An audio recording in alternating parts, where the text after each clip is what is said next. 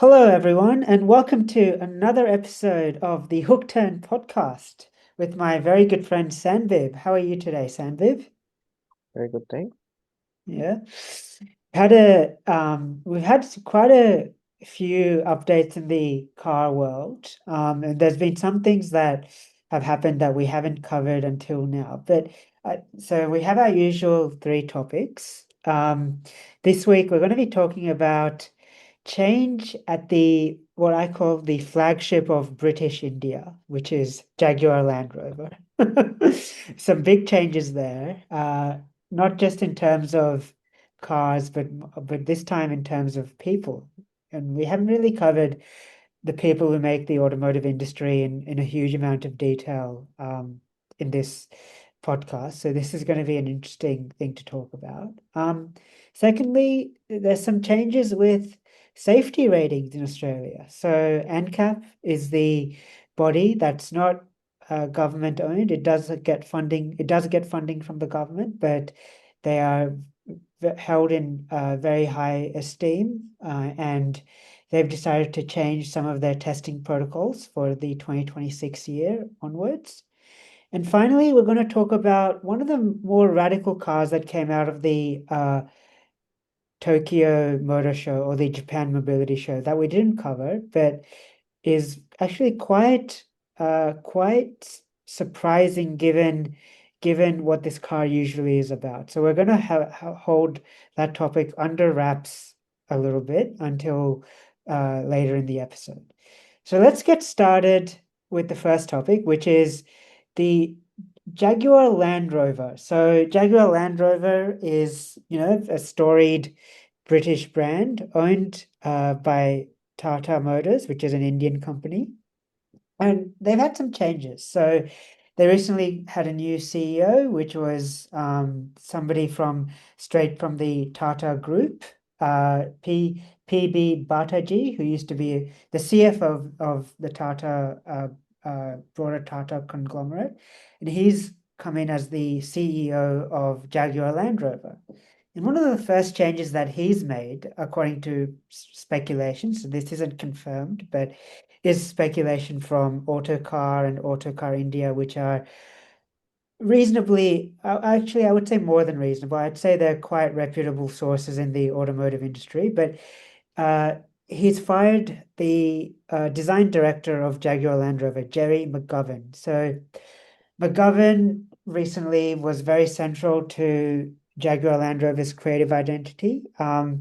He was the person responsible for transitioning Jaguar into their supposed new era. So that Type 00 concept, that the new branding, entirely new, highly controversial branding with the weird ads, very weird brand logo, all of that was all I think led by Gerry McGovern. We still haven't seen the production model of the Type 00, but yeah, it's he sort of led that as his latest work. He also led a few more highly regarded designs. So the Land Rover Defender, which has the new latest version, which replaced the many decades old model, has been very highly regarded for its design. He had a hand in designing that. Also the latest Range Rover, so very influential. And yeah, he's just sort of been fired, which is quite a shock because he had a lot of authority in the company. So, Sambit, what are your initial thoughts on, why do you think Tata has come in and fired him, and what do you think this could mean for the future of the Jaguar Land Rover company? I think the Land Rover segment, from what I understand, is actually doing quite healthy. So it's really the Jaguar component of the Jaguar Land Rover business that they're probably more concerned about now. It's never been a um, big sort of volume player, but obviously still the previous generation of cars, especially the F-Pace, was doing reasonably well for them. So obviously this shift, especially to all EV, was always going to be a very risky move, especially, and then on top of that, the reveal, rightly or wrongly, attracted a lot of controversy. So it might be that uh, the Tata is no longer that confident in basically the direction that the British leadership of Jaguar is taking the company in. So maybe they must be like, okay, we need to take a more hands-on role to refocus because ultimately it is a business. It's not it's not like sort of an art studio or a design studio. Fundamentally, the main job is to make cars Mm, that can be sold. So ultimately, and Jaguar currently is temporarily, broadly speaking, not selling cars at the moment, yeah. right? So basically, they might be thinking that, okay, the British team is probably not doing enough of a good job to uh, keep the confidence of the Indian leadership from Tata. So maybe they must be like, okay, we might need to actually get someone in who's a bit more of a conservative maybe, but will be a bit more, will maybe give it some more of a chance of success, basically. So basically, it might mean, however, that the Type 00 that's been so distinctive, they might seek to make it a lot more conservative Mm, so it attracts a more mainstream audience. That could be an easier way, maybe, to more guaranteed success. We don't know that, and to be honest, the Type 00 is probably too far in production for yeah. there to really be any changes made. It will really be into future product planning, but who knows your what they might and might not do.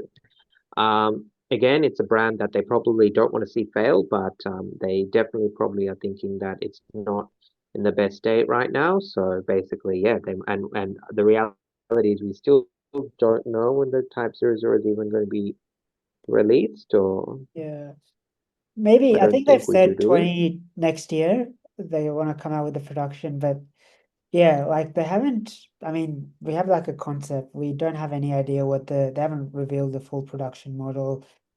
No Mm. idea what the I interior mean, I just had a look, by the way.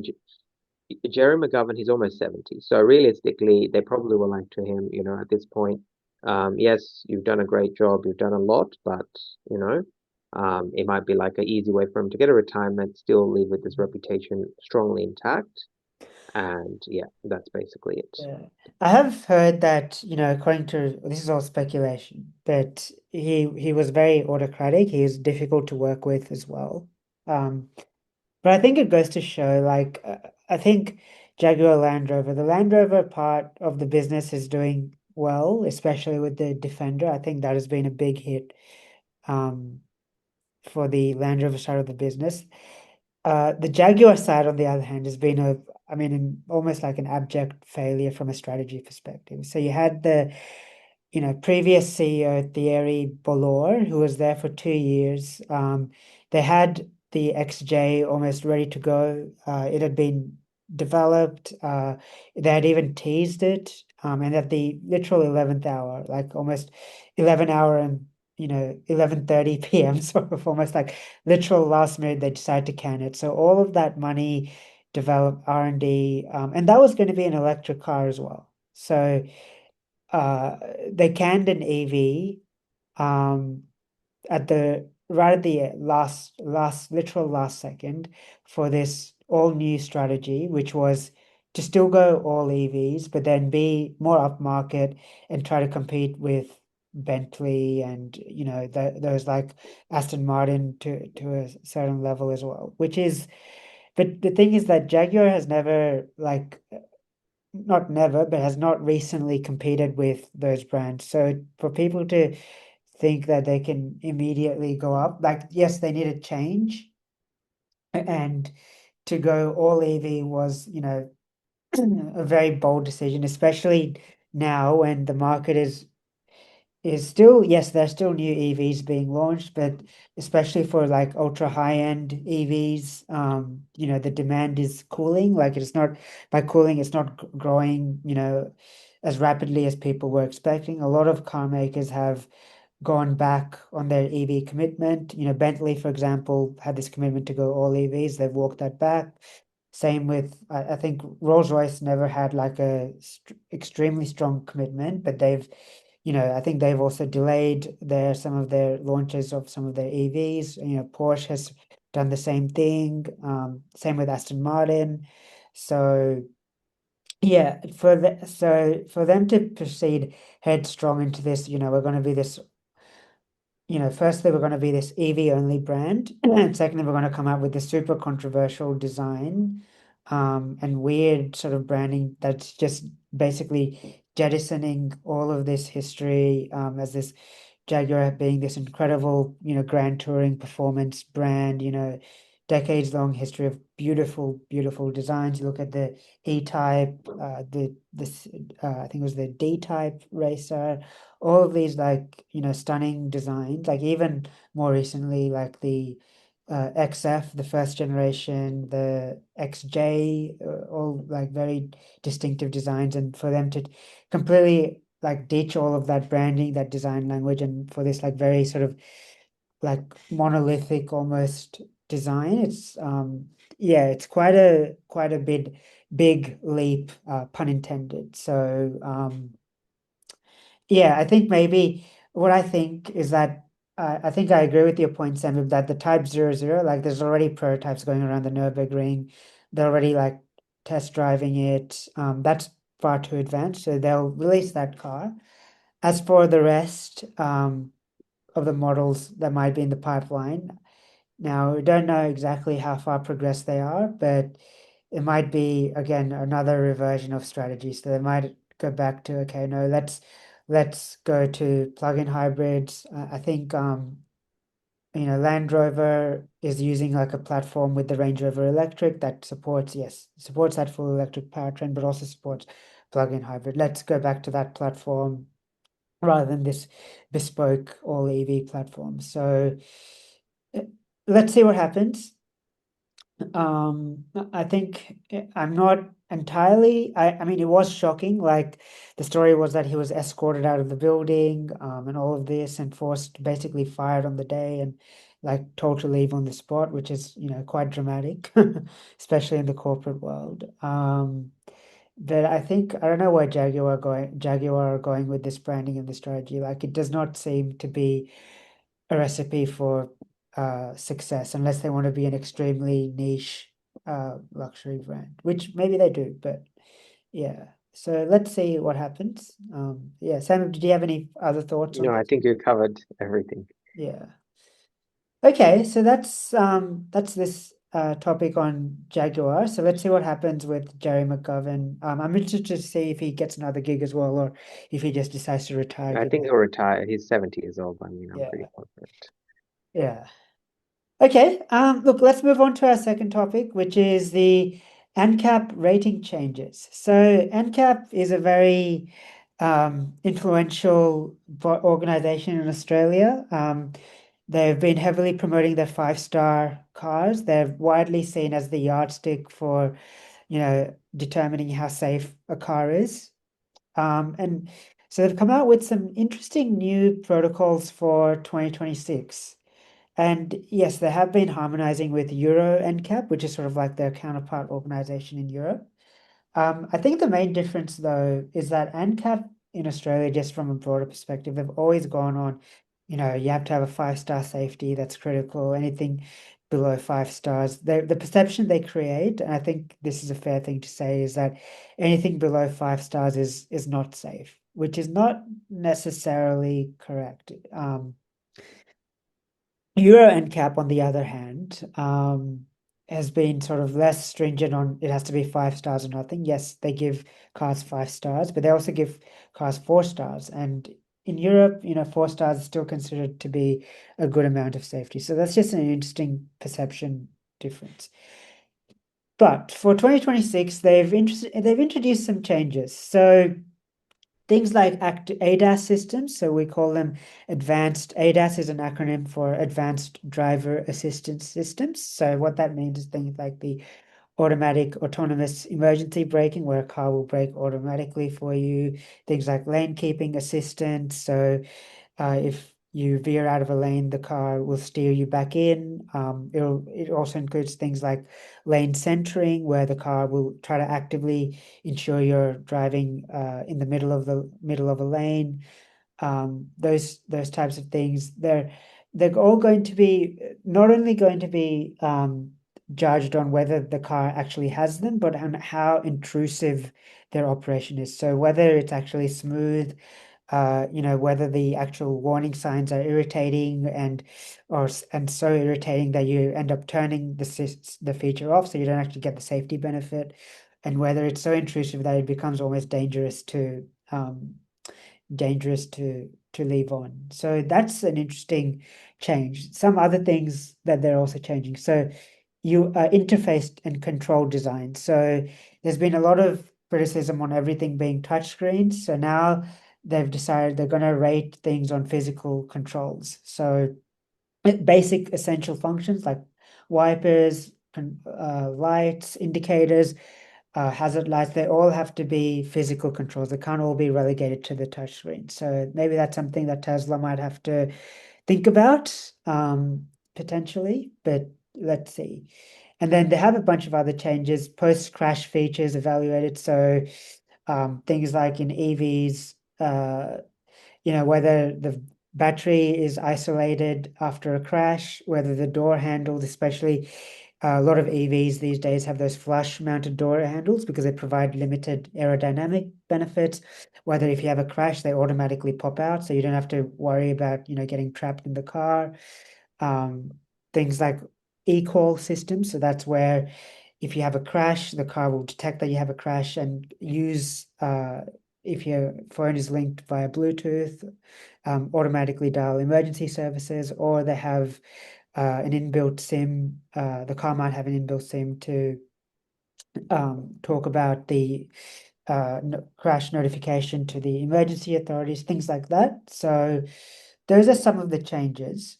Sammy, what are your initial thoughts, especially with some of the mandating the physical controls and having those less intrusive driver assistance systems? I'm glad they've done it because it was pretty clear that the ANCAP safety ratings were becoming not that relevant to consumers because all they were almost assessing was whether these systems exist rather than their Mm. effectiveness. And we saw, especially with Chinese and Korean brands, Mm. simply just because the safety feature exists, it doesn't actually mean that it's useful. And often, and I experienced it briefly when I rented a Hyundai Yes, when I went to Adelaide yes, last year, is that the yeah, Hyundai, that you just turn these features off because they're yeah, so annoying that whatever safety benefit they possibly could bring, they're so irritating that you turn it off. Now, thankfully, the Japanese and Germans, broadly speaking, do it a lot better, not as intrusively. But yeah, it was mainly I've never driven a Chinese car, but I've heard they're the worst, and the mm, Koreans were the second worst. So it's good to see that they're recognizing that again. Active safety features are good and it's great that they exist and they're very important. But when they're so intrusive to the point where they're actually end up distracting and therefore causing more additional mm, problems, then their whole point is ruined. So already we can see that the manufacturers are adapting. A lot of them now have shortcut buttons where you can turn everything off yeah, in one hit rather than yeah, having to having to do it individually through a screen. So they're all learning, but there was a period of time, it seems, between the 2023, 2024, and some 2025 cars where, yes, they have had all the fancy safety tech, but they're, yeah, like I said, so irritating that you'll just be like, I'm going to turn it off. As I said, the very first time I experienced it was when I rented a Hyundai, and I was like, if I drove this car like my own car, I would be like, yeah. this would be What unbearable. what I feature had to turn irritated you the most? the speed limit feature. Yeah, I turned that off straight away yeah, as soon as I think. I was like, this is so annoying. It's impossible to work with. And I was only driving that car for 3 days because the holiday was only for 3 days in Adelaide. And even then, it was like, yep, let's turn it off instantly. Also, the other annoying thing is to remember, it defaulted every time. There were two things I had to adjust. I had to turn off the speed limit warning, and every time I started the car, it defaulted to eco mode, which was so slow and so underpowered, I yeah. had to switch it to normal. But then it wouldn't remember that I switched it to normal, and then it defaulted to eco mode starting again. I'm like, oh my gosh. So before starting the car, I couldn't just drive off. I had to remember, okay, let me turn off these two features, and then drive. Yeah. Um, yeah. Yeah. So no, it's good that ANCAP is recognizing this. It will because there has been a lot of criticism, especially on certain websites, of the fact that ANCAP's relevance was diminishing. So now that they've acknowledged that, hey, simply having a safety feature exist on paper is probably, not what's necessary. It basically, you need to basically think, yeah. Yeah. I think it's interesting because what it will do is prevent safety from being a compliance exercise. So what I feel is that a lot of these, Chinese brands, Korean brands, they're not so much, they're very keen, especially with the Chinese models. And we can see, like we've seen recently, especially over the last sort of 18 months, how there's just been an absolute explosion in these, Chinese manufacturers selling vehicles and into the Australian market. But what they have been doing is they've realized, okay, yes, ANCAP, we need ANCAP 5 stars to sell to be successful in the Australian market because that's what buyers look at.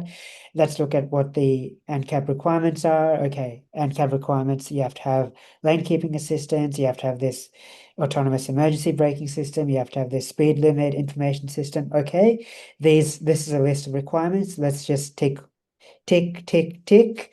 When we're engineering the car, we haven't necessarily done any sort of actual refinement or real world testing on how irritating or easy to use these systems are, but hey, it meets the NCAP requirement. So we can put that label on the car when we sell it. We're a new brand. It'll give customers a lot more faith because it's NCAP 5 star rated because it has a ADAS systems. But then when customers actually drive the car, they realize, hey, this actually isn't very well calibrated. It's actually a really poorly tuned system and it's really annoying. And, things like the lane keeping assistance, they're so jerky that it actually becomes dangerous because it's aggressively pulling you into the center of the lane. Or the speed limit assistance system, like to Sandwich point, it's really irritating, and it's just you go 1 kilometer over the speed limit and it starts beeping, or it reads the wrong speed limit and then it starts beeping. So um, or you have systems like driver attention monitoring. So as soon as if you need to look at something, you need to turn your head away from, looking directly straight at the road just for a millisecond. Oh, okay, it immediately starts irritating you. So let's turn these features off. And then you don't actually get the substantive benefit of having those features in the first place. So I actually think this is a really good move by ANCAP. Real world usability is critical in evaluating how effective a safety feature will be. So I think it's definitely a good move. And it's the same for the having mandating the physical buttons because you have, Chinese market vehicles in particular, and it's not just Chinese market. Tesla is also a huge, I think, another brand.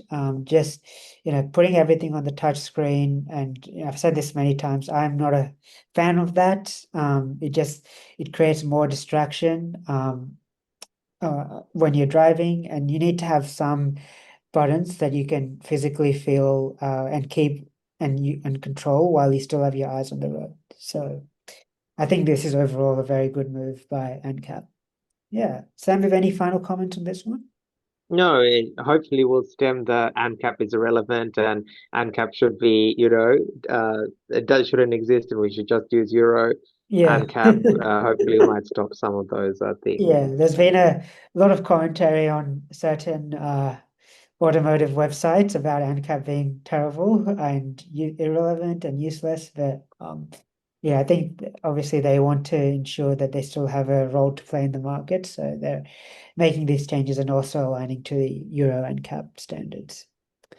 Okay, let's move on to our final topic. So this is something that we hinted at the start of the episode, and I mentioned that this is quite ironic, given how wild this concept is, but the actual car that the production version will be. So this is the new Corolla, which is very fascinating because the Corolla is like the typical, standard car, like box standard car, very like not, yes, the latest Corolla hatch is quite, reasonably sexy. It's quite,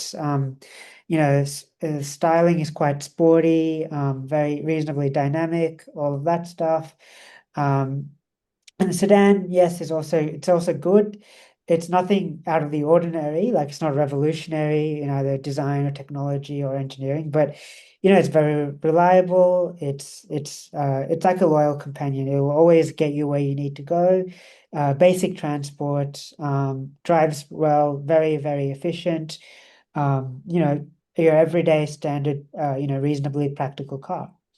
Now, Toyota have come up with an all-new Corolla concept, and it has to be probably the wildest departure I've ever seen. I don't know how realistic this car is as a production model. I would say I'm going to speculate and say maybe 50 to 60%, but it looks completely different. Like if you look at the styling, it's like this, very cab forward design, very aggressive and sci-fi type design. Like uh, there's absolutely no relationship to the current outgoing Corolla.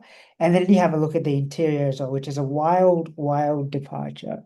So, Sammy, what are your initial thoughts on this concept, and what do you think it actually This means for Corolla? this is as concepty as can be because when we think of the Corolla, the exterior is one thing, but when I saw the interior, I was like, this is like the design of a spaceship, not an economy car. Yeah. So you can't, we can't, we can't basically assume an amazing design.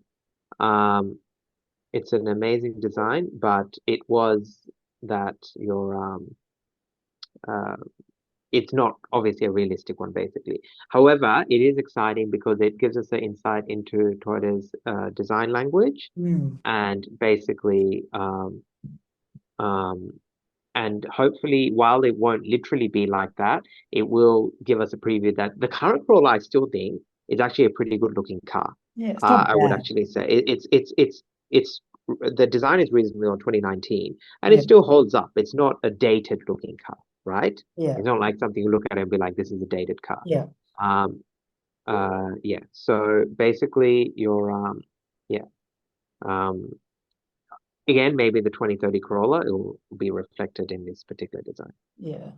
I always judge, how one of the factors I look at to see how realistic a concept might be is the wing mirrors. So I always say, does this concept have wing mirrors? And if it does, how big are the wing mirrors? Because when people are designing a concept car, they usually remove the wing mirrors, or they don't design with the wing mirrors, or they have like these tiny, very narrow wing mirrors that are not like realistic at all for to be on a production car. This Corolla concept, it has wing mirrors, which is interesting. So they have thought about that.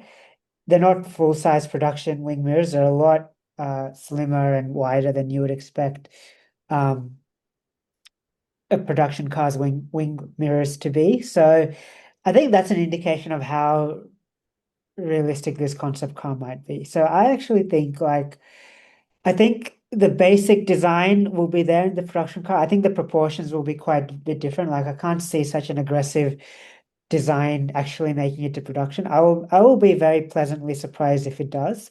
But they've said that this is going to be a multi-energy platform, so it'll have everything from it'll be electric to hybrid to plug-in hybrid to potentially just pure combustion engine petrol as well, depending on the market. So that's Toyota's multi-pathway approach. So the underlying platform will be apparently able to accommodate all those powertrains.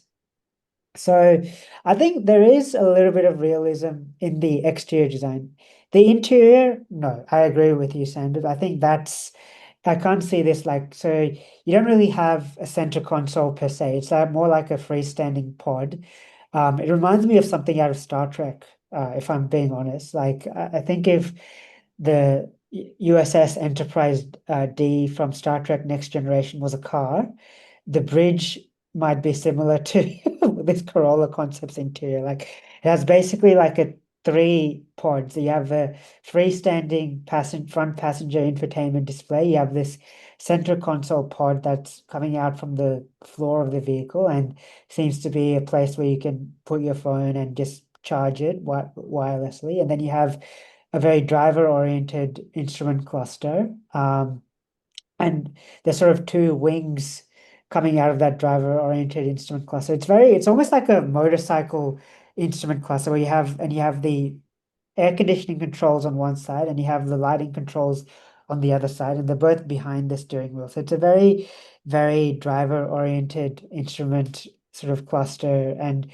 I don't know how the front passenger would actually change some of the climate controls because they wouldn't be able to reach across to behind the steering wheel, at least not comfortably. So yeah, I don't think the interior is very realistic. The exterior, maybe. I think Toyota under Akio Toyota has had a penchant for being a little bit more uh, willing to take risks with some of their designs. So having said that, this is still a Corolla. It has to be sold all around the world. And yes, Corollas have different design languages based on the market that they're being sold in. So the Chinese Corolla, for example, has just had a midlife facelift, which has the same basic design as the Corolla in Australia and Europe and the US, but it has some notable differences in the lighting signature, the interior, bigger screen, because the Chinese market loves their big displays and so on. And same with the European market Corolla versus the Australian and US market control Corollas. So there is scope for regional variations, but the basic proportions and fundamental design languages are set, and that has to cater to 150 markets plus around the world. So let's see what happens. I'm very interested to see how much of this translates because it's like no other Corolla before it. Like the Corolla is probably one of the longest running nameplates in all of automotive history, but unlike Porsche with the 911, it's never really had a consistent design language or design features that have sort of evolved from generation to generation. It's generally been conservative, and then not radical change, but there's no sort of linkages in the design elements from generation to generation. And this kind of throws the baby out with the bathwater and is like almost like a clean clean sheet design, just with the Corolla badge on it. So yeah, let's see what happens. Sam, have Okay. any closing thoughts? No, but it does make me excited that even when traditionally boring brands, so to speak, Yeah, like Toyota are coming out with such exciting concepts, yeah, the next 5 to 10 years of cars will be quite exciting in terms of design, in terms of interiors, and in terms of yeah, what we're going to see in terms of car yeah, technology, that's for yeah. sure. And if Toyota can do this, it makes me wonder how other Japanese brands like Mazda will, especially Mazda, will differentiate themselves because Mazda has always tried to sort of put a lot of emphasis on its design as a semi sort of trying to come off as a sort of slightly more premium Japanese brand, semi premium, especially with the current Mazda 3 hatch and sedan. They really put a lot of focus on having this very classy design and so on. And Toyota can make such a radical change. It puts a lot of pressure, in my opinion, on Mazda to keep changing as well, rather than just slowly evolve their design language. So yeah, let's see what happens. But it's a very exciting time for one of the most famous nameplates in automotive in the automotive industry. Agree. Okay, I think that brings us to a close for this week's episode of the Hook Turn podcast. Thank you very much for listening. Remember to please like, subscribe, and review us. We're on Spotify, Apple Podcasts, iHeartRadio. Yeah, we'd really appreciate a listen, and we're looking forward to talking to you next week. Thank you very much. Bye.